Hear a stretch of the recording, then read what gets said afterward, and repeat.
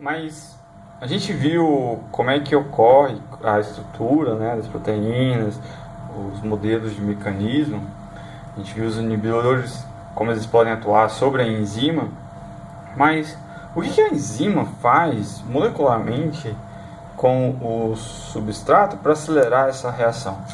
Na realidade, as enzimas, no seu mecanismo de catálise, elas atuam como estabilizando, por exemplo, o estado de transição. Então, a reação enzimática é como isso. A energia necessária para chegar ao estado de transição de uma reação química é essa, e as enzimas elas conseguem estabilizar o estado de transição, requerendo uma menor energia para que ela aconteça. Então, esse é um jeito que as enzimas podem propiciar uma reação enzimática, né? Mas elas fazem isso através de interações de cargas e de hidrofobicidade com a molécula substrato, com os resíduos de aminoácidos da própria enzima. Elas também podem ajudar uma reação a acontecer, ou seja, catalisar uma reação ao reagir temporariamente com o substrato. Então, elas reagem com esse substrato, formam um composto intermediário. Esse sim é reagido com um outro substrato ou não, fazendo com que saia-se do substrato e chegue no produto desejado. Além disso, elas podem distorcer o substrato para um estado de transição, ou seja, ele tem uma conformação estável, a enzima consegue, através de interações químicas, alterar a forma em que o substrato se mantém, seu estado basal, e nessa outra forma ele é mais propício a reagir, formando o produto. E como é que ocorre como é que é a termodinâmica desses processos enzimáticos? Então, a gente tem um gráfico tipo esse. Então, nós temos aqui a energia necessária para que um processo aconteça, e aqui a coordenada da reação, ou seja, vem daqui para cá essa reação enzimática. Então, normalmente um substrato ou substratos, eles requerem uma certa energia para que a reação ocorra. Então, para atingir o estado de transição e consiga ir e gerar o produto. O que as enzimas fazem nada mais é do que interagir com o substrato, e elas interagem em etapas, né? Então, na primeira etapa requer-se uma certa energia para que a enzima interaja com o substrato, e essa etapa é chamada de ligação, ou seja, a enzima está disponível, o substrato vem através de difusão e interage e se liga à enzima, formando o complexo enzima-substrato. Esse complexo ele ainda precisa passar por uma outra alteração conformacional e precisa chegar num estado de transição desse complexo da enzima-substrato, que também requer um pouquinho de energia para acontecer, mas é menor ainda do que no processo natural. E é nessa etapa, na realidade, que ocorre a reação enzimática, que ocorre a catálise do substrato, ou dos substratos, né? Formando um complexo enzima-produto, que também precisa de um pouquinho de energia para se dissociar e termos ao final o nosso catalisador, que é a enzima, nosso catalisador biológico, e o nosso produto. Então, existem momentos a gente consegue definir alguns momentos no processo de reação enzimática, mas reparem que eles todos requerem menos energia do que a reação por via não catalisada. Legal. E como é que é essa cinética, né? Como é que é o estudo dessa dinâmica aqui? Então, a gente tem, por exemplo, uma reação espontânea, ou seja, não espontânea, mas ela requer energia para que um substrato vire um produto sem um catalisador biológico, que seria passando por esse estado de transição. Numa reação enzimática, a gente tem um mecanismo um pouquinho mais complexo, onde essa cinética de um processo catalisado, a gente tem a enzima, nós temos o substrato, a gente tem uma etapa de ligação, onde a gente tem a formação do complexo enzima-substrato e a desformação desse complexo enzima-substrato de uma forma dinâmica ocorrendo aqui. Só que existe uma chance desse complexo ir para o seu estado transitório que ele requer e ocorrer a reação enzimática de catálise mesmo, onde a gente tem a formação do produto e aí a recuperação da enzima. Essa catálise, ela nunca é unidirecional, só que ela é só mais favorável em direção à formação do produto normalmente. Mas todo o processo consegue vir do produto até o substrato, ou do substrato até o produto, só que é mais favorável à formação do produto em processos catalíticos. Então, essas reações da formação do substrato no produto, elas dependem das enzimas para acontecer pelo menos numa velocidade adequada. Lembrando, por exemplo, daquele exemplo que foi dito no começo, da orotidina 5-fosfato descarboxilase, que demoraria milhões de anos para acontecer e acontece em milissegundos, tendo disponível a enzima para catalisar o uso do substrato na formação do produto. Legal. E o que mais a gente consegue ver em relação às enzimas, né? Então a gente está estudando a cinética, né, que é o estudo em função do tempo de uma reação enzimática.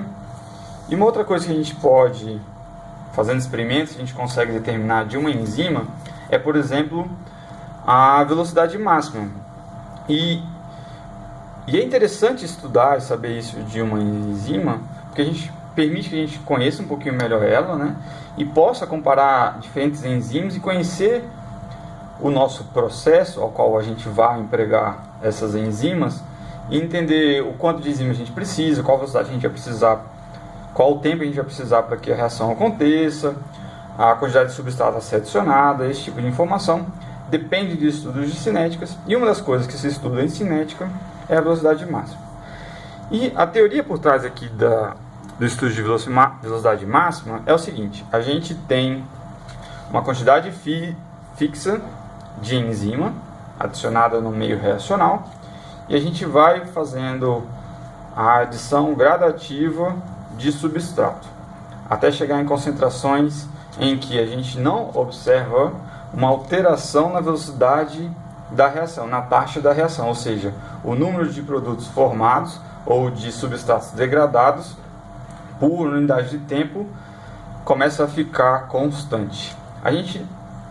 Na realidade, a gente nunca consegue chegar na velocidade máxima experimentalmente. Então, normalmente a gente tem uma curva como essa, assíntota a uma concentração, uma taxa de velocidade que a gente hipotetiza e que a gente chega bem perto nessa velocidade máxima, a gente não consegue experimentalmente chegar nessa velocidade máxima. Mas isso não importa, porque como a gente consegue chegar bem perto dela, a gente pode falar que chegou nela, e com isso saber o V máximo da nossa enzima com relação àquele substrato, né?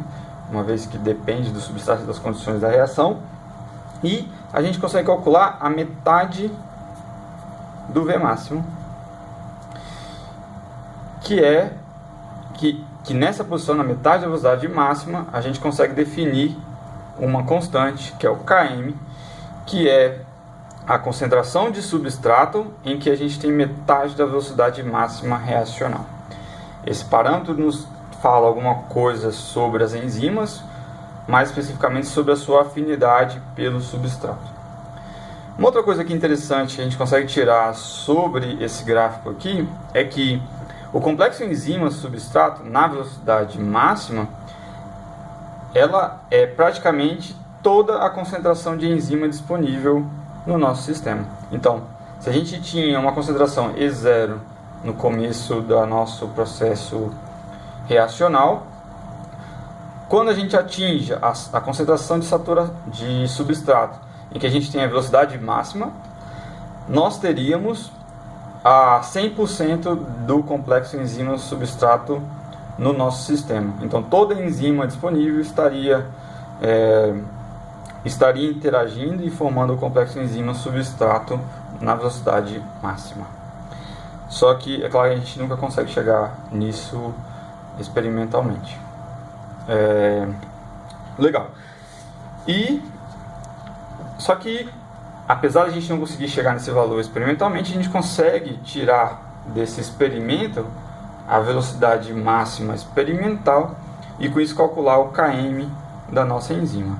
E o km está relacionado com a afinidade da enzima com o substrato. Então a gente consegue observar e comparar enzimas de acordo com o km de cada uma delas. Lembre-se que algumas enzimas podem, por exemplo, ter uma maior afinidade pelo substrato e ter uma cor como essa aqui. Então o km dela é menor do que o km dessa outra enzima aqui. A gente também pode ter enzimas que interagem mais lentamente com o substrato e vai ter, por exemplo, 1 km em uma outra posição e, portanto, com menos afinidade. Então, sabendo o valor de km, a gente consegue falar, olha, essa enzima aqui tem mais afinidade com o substrato do que essa enzima aqui, mas ela tem menos afinidade do que essa outra enzima aqui, a enzima 1, tá bom? Então, na verdade, o que a gente consegue observar aqui é uma característica de afinidade da enzima com o substrato. Legal. Mas não só isso a gente observa, né? A gente pode observar um outro parâmetro que é importante a gente estudar é o kcat. E o kcat é, na real, o número de moléculas de substrato processado por sítio por segundo. Ou seja, é a velocidade com que uma certa unidade de enzimas consegue processar uma certa unidade de substrato por tempo. Então é a velocidade da reação, praticamente. E cada enzima também tem um kcat específico. Então ela tem um tempo para que a reação catalítica ocorra. Ou seja, a gente saia do substrato e chegue no produto. Então ela tem um tempo para que isso aconteça. Cada enzima, em cada condição experimental, vai ter um valor de kcat específico. E a gente pode usar isso para comparar as enzimas também.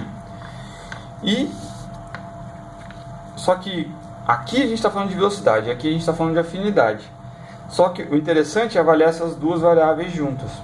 Então, no intuito de poder avaliar essas duas variáveis juntas, a gente tem um coeficiente, que é o coeficiente de especificidade, onde a gente correlaciona os valores de kcat com os valores de km. Então, a gente tem uma relação entre essas duas unidades, essas duas constantes. Com isso, a gente consegue comparar, já observando essas duas variáveis, numa única variável, e com isso comparar enzimas diferentes. Reparem que quanto maior o kcat de uma enzima, maior vai ser a sua velocidade de reação, então maior vai ser o valor da constante de especificidade.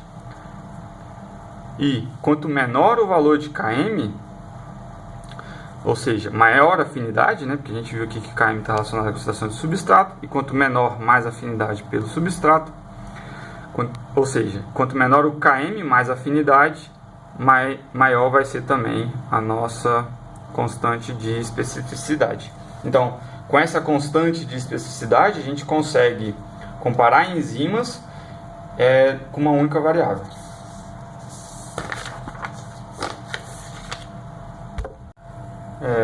Mas existe um limite para aquela relação, né? Tem um momento em que a reação ocorre, formação do substrato do produto, e o que está limitando essa reação para acontecer não é essa interação do substrato com a enzima, ou seja, a energia necessária para ocorrer a ligação do substrato à enzima e a energia necessária para que ocorra a catabolização do substrato em produto pela enzima. O limitante, a partir de uma certa eficiência da enzima, passa a ser uma outra variável que não, em processos normais não afeta, ou tem um fator bem pequeno sobre a velocidade da reação. E esse limite máximo, ele é conhecido como limite de difusão, que nada mais é do que um limite que ocorre devido à velocidade ou a forma ou o tempo necessário para que o substrato saia do leito do meio reacional e vá em direção ao sítio ativo da enzima. Então, existe um tempo necessário para que o substrato se difunda e chegue à enzima. E a partir de uma certa eficiência enzimática, um limite máximo, praticamente todo substrato que bate na enzima vira produto, quase que instantaneamente. Então, se a gente pensar nessa tipo de reação, a etapa limitante, ou seja, o que não deixa que a reação ocorra mais rápido, é na realidade o tempo que demora para que o substrato encontre com a enzima. Porque a reação, uma vez o substrato interagindo com a enzima, ocorre em instantes, em momentos bem breves de tempo, formando o produto. E é possível calcular esse limite de difusão, e ele está na ordem de 10 a 8 a 10 a 9 moléculas por molar por segundo, ou seja, é o tempo que essas moléculas demoram para se deslocar do líquido para a enzima e ocorrer a reação. Então, esse aqui é o limite máximo de velocidade de uma reação enzimática. E, apesar de ser teórico, na realidade existem enzimas que conseguem atingir esse limite de velocidade, como a triose fosfato isomerase, que está presente na via glicolítica, a anidrase carbônica, que está relacionada ao balanço de ácido-base em organismos, a beta-lactamase, que está relacionada à proteção bacteriana, a superóxido dismutase, que degrada reativos de oxigênio, protegendo contra esses radicais livres em organismos. Reparem que essas enzimas estão relacionadas com respostas muito rápidas necessárias para que exista a vida, né? Então, uma de proteção contra a morte celular, uma de controle de homeostase do organismo, uma com a via de energia de células e uma de proteção contra reativos de oxigênio, que são bastante tóxicos às organelas e às células de modo geral. Então, esse limite máximo, apesar de conhecido, de calculado teoricamente, ele já é observado em algumas enzimas, ou seja, isso indica uma alta evolução dessas moléculas proteicas para que ocorra essas reações que elas catalisam. Mas por que nem todas as enzimas têm esse limite máximo de reação? Porque nem todas precisaram. Então, a natureza seleciona de acordo com o fit, né? Então, para se adaptar a um certo ambiente, a um certo requerimento. E para essas aqui foi necessário uma alta velocidade. Mas para outras enzimas, às vezes outras características eram mais importantes do que a velocidade reacional. E, portanto, elas não evoluindo ou ainda não chegaram a esse patamar de velocidade de reação enzimática. O que abre, na verdade, uma oportunidade para o desenvolvimento e o melhoramento para aplicações tecnológicas de enzimas, porque a grande parte delas não está nesse limite racional, ou seja, a gente pode, através de técnicas de biologia molecular e de mutações tradicionais, tentar evoluir essa enzima para que ela aumente a sua velocidade reacional. E existem enzimas disponíveis no mercado. Um exemplo delas, por exemplo, é a de velocidade... Não tem... E essas enzimas... Então, a gente consegue alterar a sequência de aminoácidos de uma enzima, tentando aumentar, por exemplo, a sua velocidade reacional. Então a gente consegue evoluir, engenheirar enzimas para que elas atinjam velocidades ainda maiores das que elas performam naturalmente, fazendo mutações e adicionando domínios e modificações em sua estrutura para que elas atinjam uma maior velocidade de reação. Se é isso que a gente precisa para a nossa aplicação tecnológica.